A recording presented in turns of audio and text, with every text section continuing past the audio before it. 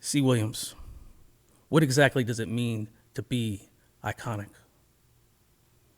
What exactly does it mean to be iconic? Is it instant recognition?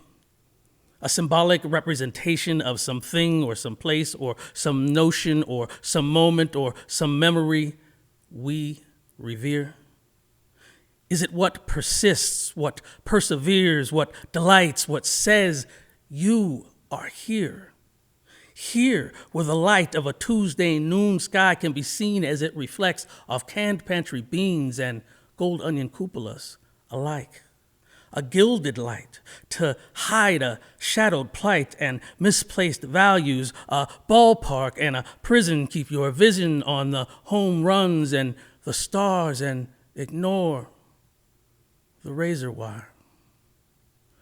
Could our unmistakable desire for juxtaposition be considered iconic? Or what about recognizable irony?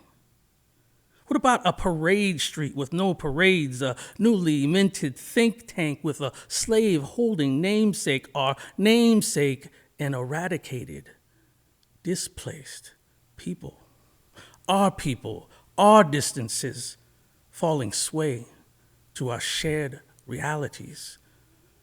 A shovel on every porch, perch in our buckets, a little brew on our breath.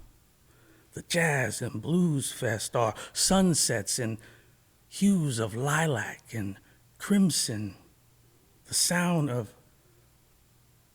church bells and freight trains. These things are this place.